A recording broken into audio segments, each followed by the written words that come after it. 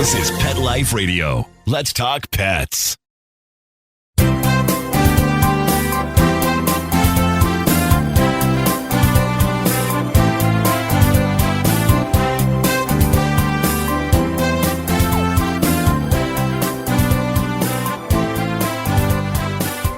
Welcome. You're live with Dr. Jeff Werber here on Instagram Live, here on Pet Life Radio, here for you, here for your pets. Anything you want to talk about, now's the time to ask because it's free. Free advice can't beat free advice. How to get a hold of me, 877-385-8882. Once again, 877-385-8882, or join me here live. Hopefully, if you're here, have your pets with you. Same on Instagram. Same thing goes. Good morning, B. So I just have to tell you, every Sunday morning, my son lives 4 blocks away with 2 kids, soon to be 3, and I have coffee with him. Anyway, he offered me some really, really good carrot cake and to eat with my coffee. And guess what? Beth made it. So it was really good.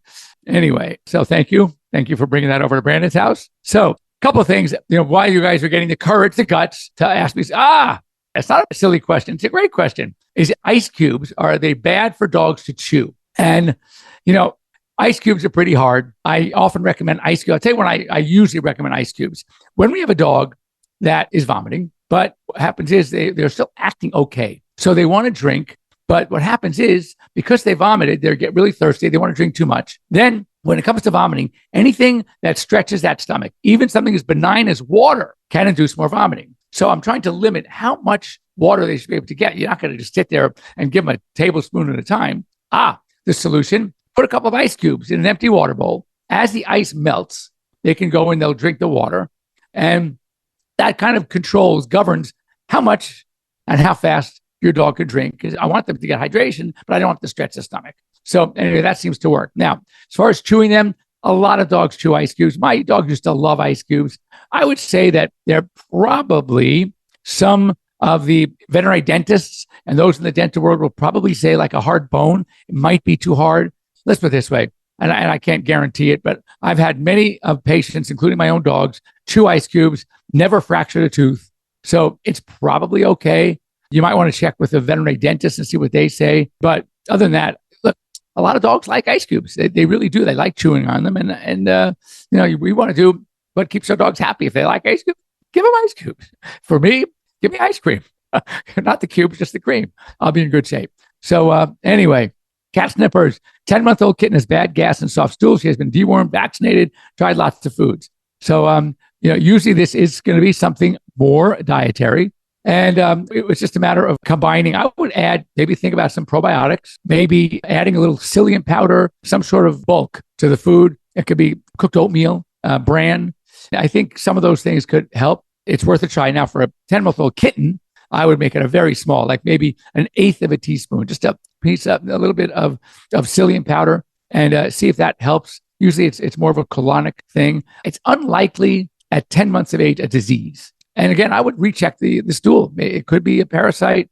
There may be some things you'd want to try for deworming, even though it came up negative. You can also check if it's 10-month-old. Where'd you get it? If it was from a breeder or a legitimate source that knows if it has siblings, where the siblings are, check and see how the siblings are doing. But if the cat is still eating and he's growing and he's 10 months old and doing fine, I'm not worried about it long term. I know for you, it's a problem, but I think she's probably okay. I would try some probiotics. I would try some fiber, maybe like a dewormer, like a Panicure, and we'll just get everything just as a fail-safe to see if it's something related to that. All right, JB, how are you? Brush my dog's teeth every day. Not only is it okay, I love this one. Is it okay to brush my dog's teeth every day? He needs to work every day, so we don't want him to have stinky breath.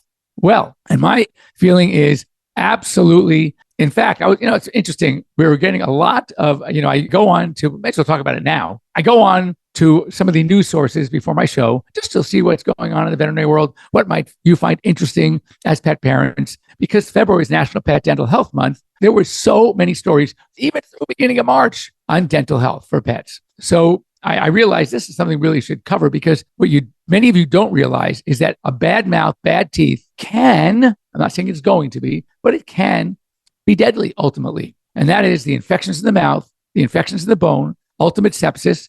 The bacteria in the mouth often will colonize in the kidneys, causing bacterial glomerulonephritis. and in the heart valves causing bacterial endocarditis. So even though the bad mouth in of itself, by itself, is not going to kill, but the ramifications and the side effects of a bad mouth can.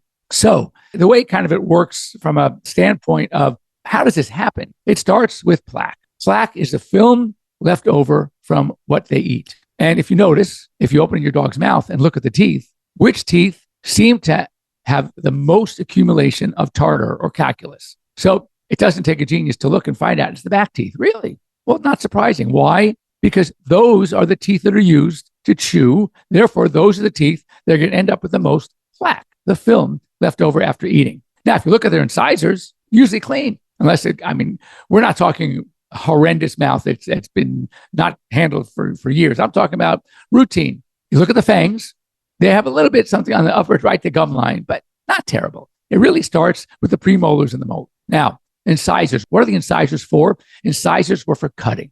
Now, when was the last time your domesticated lovely dog or cat had to cut, right, for their food? Which explains why they're not used often when they're eating. Therefore, they're probably not going to have a lot of plaque. Now let's go to the fangs, the canines. Those were used for tearing. Again, where and how do our domesticated dogs, the way we feed them and the way they eat and what they eat, when have they had to tear for their food? So again, that's why they don't have a lot of. Now let's go to the molars and the premolars, the chewing teeth. That's where you're going to get a lot of plaque. So if plaque is left in the mouth, within a few days, this is where it gets scary. Within a few days, the combination of saliva and oral flora, the bacteria in the mouth, work on that plaque, and then it hardens, and that's when it becomes tartar or calculus. That you cannot get off. That has to be removed professionally with dental cleaning, dental scaling, etc. So when you go back to brushing your teeth, when you say, I used to say, brush your dog's teeth a couple times a week, that'd be great. No, what we're learning now is they need to be brushed at best daily, and every other day, I can live with it. But think about us. We brush our teeth several times a day, and we still have to go to the dentist for routine cleanings. Can you imagine how much more a dog will need to have a professional cleanings if you're not brushing their teeth at all or every third or fourth day? So ideally, our new recommendation, you should have their dog's teeth brushed every day. And then if you have to miss a day, it's not the end of the world. So now, knowing how difficult it is to brush a dog's teeth and how they have to learn to enjoy it, it's best to start when you have young dogs. It should become part of their daily routine. You touch their toes every day, touch their ears, stick your finger in their ears, take a little cotton swab in their ears, start working on their mouth. Make it fun.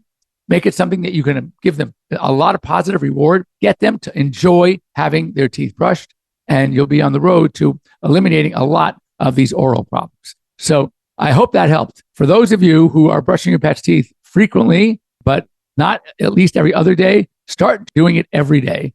And that's kind of what our newest recommendation. And it is, I'm telling you, I've done some posts lately showing what a dog's mouth looks like after having extracted, sometimes in one case recently, 15 teeth, right? 15 teeth, they have 42, 15, all right? Because of just neglect. And it wasn't done purposely, because people don't know.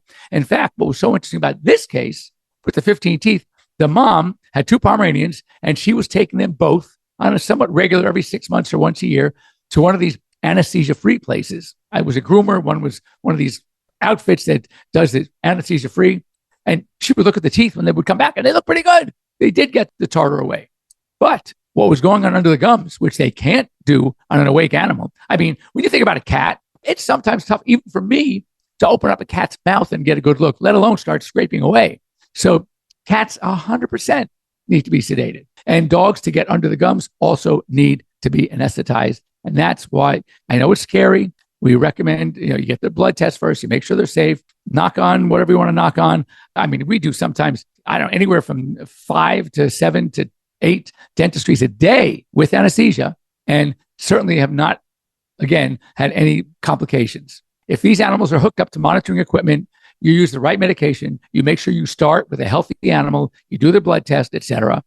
And let's talk about age now. I've had dogs that are 13, 14 years old that need to be sedated for dentistry. And I say to the owner that the longer you wait, it's not going to be the anesthetic that's going to get them. It's going to be the disease that's going to get them.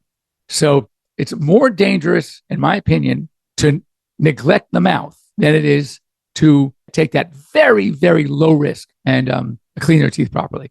Okay, I heard there's a new, cheaper anesthesia that is causing respiratory symptoms. Katie Boo, give me more information on that. I have not heard. The only respiratory things that I can imagine when it comes to cleaning mouths is that even if you're going to use something that's more of a, and sometimes we do, dextrometer, it's a lighter anesthesia. It's reversible. It has its pros. And as I said, we use it sometimes too. But I will tell you that if these dogs are not intubated during the procedure, that's where they're going to get respiratory problems. Every single dog that is anesthetized under any circumstance, if they're down enough to be able to do what you need to do, they're down enough to put a tube down their throat and make sure that tube had two functions, really. Number one, airway. That's obviously the most important. If there should be a problem under the anesthesia, there are two things you need to help get them back if they should, heaven forbid, have a bad reaction to anesthesia. Number one, you need an airway. Number two, you need access to a vein. So regardless of the type of sedation, even if you're going to use an intramuscular sedation on a really aggressive dog, they still should have an IV catheter placed, no ifs, ands, or buts. And again, when it comes to intubation for an airway, that also is very, very important. So I'd have to know more about these cases because I don't think it's necessarily the medication. That I doubt. However, I don't doubt that it could be whatever they were doing and not putting a tube down their throat to maintain an airway. That tube also protects against aspiration. That debris, when you're creating, you're mystifying, you're bringing all that and that debris, that bacteria, the food particles, and you're putting it into a mist when you clean with the ultrasonic scaler. That's very easy to breathe in. And then that's what gets in the lungs. That's what's going to cause a lung problem, not the actual sedation. So my hunch is based on that these animals were not intubated, and that's why they had a problem. So my recommendation, every sedation, IV catheter, intubation, no ifs, ands, or buts. All right, next up, there was another good question. New York Yankee, I have difficult trying to brush my almost 16-year-old Jack Russell Terrier, put dental liquid for fresh breath. Okay, now let's talk about things like that. Are these food additives, these water additives, these chews good enough? And the answer is no. Are they better than nothing? Yeah. I mean, if that liquid additive in the water gives them fresh breath, then that's okay. I mean, you have to live with the dog. But the problem that, first of all, Jack Russells are Jack Russells. They had started, and sometimes we adopt these dogs as adults. So I get it. I'm not saying it's easy. But early on in the game, you should start at the first. What I do is I tell people, just take your finger with a little bit of the toothpaste. Usually get a poultry or chicken, whatever flavored, or a fish flavor. If it's a cat, they used to like a shrimp flavor or a tuna flavor. And you just start by rubbing on their mouth just with your finger, back and forth, just from here to here, just the fang to fang. Okay? Do that every day and right away follow with a treat, with a meal, something fun, something enjoyable. And also, I think I've shown this before, don't go at them, come from behind. So you get behind them, you're petting them on the head, right? Their face is away from you, and then just stick your finger in there and start working back. You get to the point where, first of all, they like it. It's tasty. And they don't object to being, massaged in the gums or something tasty. And then they get their food, their treat, their walk. So now the association is they're going at me and I'm going after. And that the issue is that they start getting used to the procedure and they associate it with something positive. Now that it's a positive association, they'll probably let you more so go and start with the finger brush. And I tell you, for dogs and cats, I'm very happy with just the finger brush. But one warning, there are two types of finger brushes out there. One, the material is like a rubber, some kind of material, and the bristles are also that same material. That's not going to do it. But you can get those same sleeves that fit on your finger with regular toothbrush bristles. Those are the ones you want to get. They're more effective, and they will wipe away that plaque. Again, once it becomes tartar, once you see that thick plaque, the tartar, the calculus on the teeth, you can brush between now and next Sunday, and you're not going to get any of it off. So you need to brush frequently enough to get off that plaque. Dog develops severe respiratory symptoms after spay. Rescuers spent thousands on tests. The answer was in your picture. Labor, breathing, lots of mucus in the nose. That to me is some sort of aspiration. So I don't know what medication they used to anesthetize. I don't know if the dog was intubated. I don't know if the cuff at the end of the tube was tight enough, or it was just coincidental. And if it was one dog, so you don't make a case on one animal because that animal, if it was spayed, what does that tell me? It tells me she was young. Hopefully she was. Now, a young dog could have some sort of incompetency.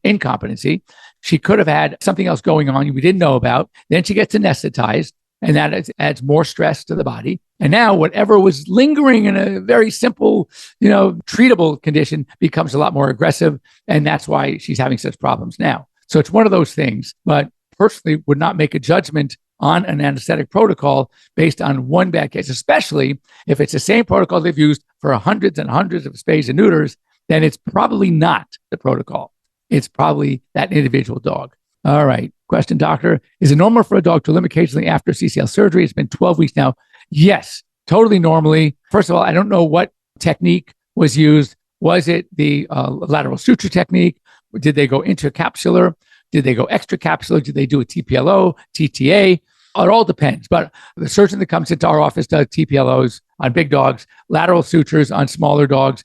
But they now are making smaller plates. The experts still feel that the TPLO, even for a small dog, is preferred. But depending on the age of the dog, the activity, the cost, I'll often do a lateral suture for smaller dogs. But 12 weeks, remember, you cut that bone. It's 6 weeks just to heal the bone. So is it crazy to think that we're still having a problem? No. But I would take x-rays, make sure everything's okay, make sure they're on pain medication.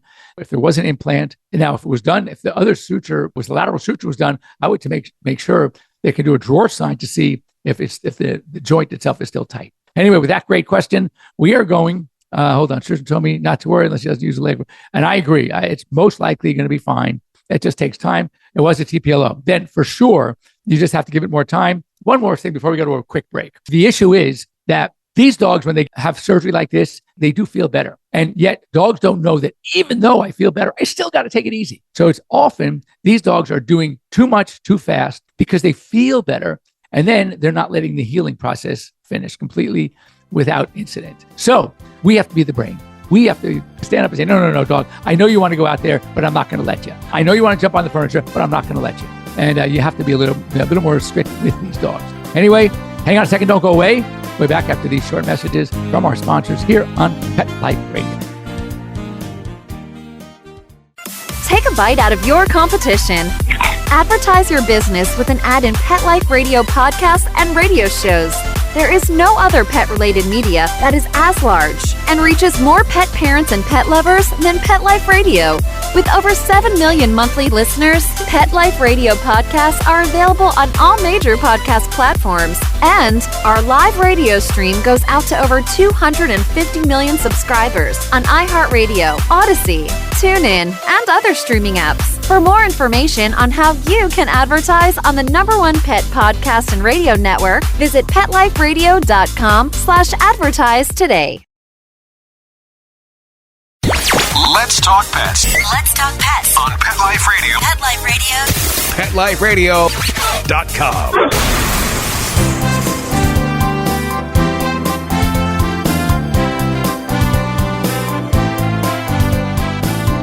Welcome back here at Pet Life Radio. We're here on Instagram Live. We've been talking about, I read something that I found very interesting. A 70% increase in emergency room visits because of dog bites from 2005 to 2022. That's 17 years, okay? And we're talking about, why? What's really changed? A number of reasons. First of all, dog parenting has gone up. So we know that for a fact, that we are seeing more and more dogs. And therefore, more households in America have pets. And also, during COVID, as you recall, many more dogs were adopted. And though we love this to hear that many dogs were adopted, we're also seeing an increase in dogs that may not have been well socialized because you're getting adult dogs, which is great. And then also it's teaching kids and how to read dogs. Dogs read us better than we read them. And I lecture, I started this by saying I lecture every few years whenever time they get a new batch of residents at Children's Hospital Los Angeles. And the two things I cover with their specific expert, dog bites, is going to be bites. And, more of a trauma doctor. And also I'm doing one on zoonotic diseases, and that I couple with one of their infectious disease specialists. And, they obviously handle the human side, the baby side, the kid side, and I handle the prevention side and more information about the animals that are spreading these diseases. So anyway, what's this attributed to, this increase in dog bites? And that's pretty frightening. That's a huge increase. Poor socialization, and not recognizing the signs of anxiety or fear. Those are the biggies. And then, of course, putting dogs in a situation where you don't know. I can tell a dog, and I had one just the other day that was a fear biter. It was scared. And what happens is if they're not socialized well and they're not in a position to know that this environment shouldn't be scary, they might bite. This was a big black German Shepherd, and he was young. Nobody wanted to get bitten by that guy, certainly not me. So anyway, when you see these signs, super anxiety in situations where the dog seems to get aggressive, biting, snapping, is it around something? Is it kid safe? Is the kid walking around the house while the dog is chewing his favorite toy? The kid walks near the dog and all of a sudden you hear, that's not good. That's not good. And that growling is not coming from the kid. It's growling from the dog. So you know right there that this could be a tough situation. And, again, I brought this up many, many a time. But when I was 5, I guess you could use the word mauled by 11-month-old intact male Doberman Pinscher that my dog thought would be really cool to bring home into a house with 4 small kids. And I got nailed on the face. And fortunately, the plastic surgeon did a pretty good job, I hope, put me back together. And but anyway, no, it's bad. It is really bad. So then couple that with this next sad fact. I mean, not to say that seeing 70% increase in dog bites isn't sad. It's very sad. But many U.S. shelters and facilities are so overcrowded. Check this out. Check it out. Last year, more than 359,000 dogs and 330,000 cats across the nation were euthanized because of overcrowding. That is really scary. Now, fairly good news is cat adoptions have gone up and they're on the rise, but now dog adoptions have kind of flattened. So whatever it takes, adopt, don't shop, try to get these and spay and neuter your pets. I mean, I can't say enough unless you have a prize Westminster, Purina champion, and you're investing a lot of your time going to these dog shows, and your dog is scoring a lot of championship points, and he or she is going to be used for breeding, and you're legitimate, and you're knowledgeable about breeding and puppy care and how to handle problems, when these dogs are being whelped, right? Or these kittens are being queened, then that's okay. I mean, I'm not against breeding, not the backyard breeder, not the one, what? We just thought it'd be great for the kids to see, what it's like to have puppies and to watch them. Oh, get a video. You can learn a lot from a video, and you're not subjecting and bringing more puppies into the world that you're just going to have a tough time getting rid of. And then they're going to end up at a shelter. So that's not the answer. You want to see a birth right now, go onto the internet. You can see as many births, whatever species you want. It's there to be seen. And that was a better way to teach your kids about birthing puppies or kittens or horses or cows or whatever you want to watch. And I remember I was at one of these kids' fairs. This is years ago. I think I've told this story. And they had a petting zoo. So apparently they go to these different farms out in who knows whereville, and they collect a couple of goats and a sheep and a pig, and they bring them in this petting zoo. It's cute. So I'm there, and I pull up. My kids were young at the time, and I'm looking in the truck and in the little pen, and there is a goat. I got to tell you, was 3 times normal. So, I mean, she was huge. And I go to the kid, and he's just a kid who picks up the animals and drives them. He was 19 years old, and he knew nothing. I said, he goes, no, I just pick him up. And anyway, I said, that one should not be out here. This goat is about to give birth. So puts her in the truck, and I keep going back and forth, and I'm just keep my eyes on this goat. And she is now hunched down, and she is pushing, and she is pushing. And I'm saying, this is not right. So off comes the jacket. Oh, comes the sleeve. And I go up there, and sure enough, it's a breech. First, I get the back legs out, okay? And then I'm pulling and pulling, and then the front legs come out. And the kids now are all standing over this truck, with the slats, and they're peeking in between and watching this live birth right before their eyes. And it was so cool to watch. Anyway, this kid goat gets up. Within minutes, they start wobbly, but they're starting to stand up and walk. And all of a sudden, what happens? Mama starts pushing again. Oh my God, which happens in goats, twins. And I go up there again, get the second one out. And I mean, look, for these kids, it was a great experience. For me, not having worked on a large animal since I graduated vet school, it was kind of fun too. But it's great to see, but you don't plan on that. If you want the kids to see it, let them go ahead and actually rent the video, as we say. All right, before we go, yes, Jack Russell's teeth are shark style. Yes, they are.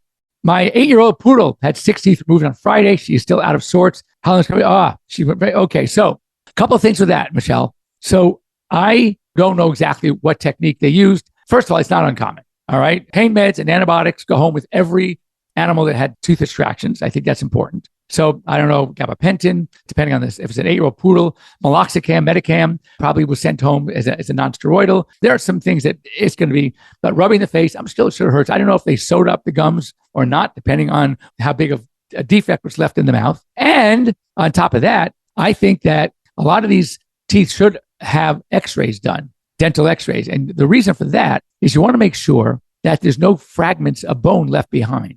So if you're extracting a tooth and you see a nice root coming with it, you're probably okay. But if you extract a tooth and the top of the root is jagged, there may be a little bit of a segment left behind. And then what I recommend is we just do dental x-rays just to make sure that it wasn't decayed, and that's why it was needed to be pulled in the first place, but that actually there's no fragment left behind. So just check that out, but give it a little more time. The coughing could be just because of the endotracheal tube, but you definitely should be on antibiotics and pain meds. That's my recommendation.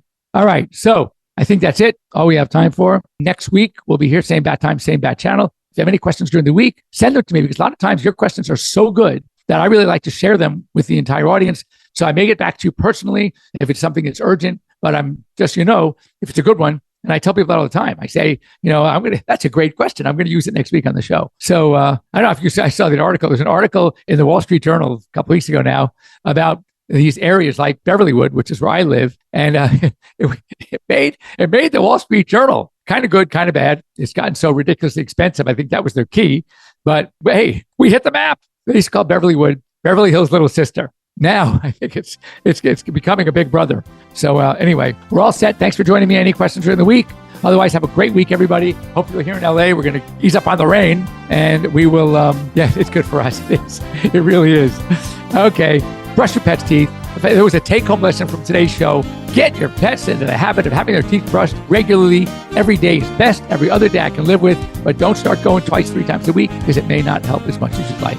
All right. Any other questions? You send it to me. Otherwise, we'll see you next week. Have a wonderful week. Bye-bye. Let's Talk Pets, every week on demand, only on PetLifeRadio.com.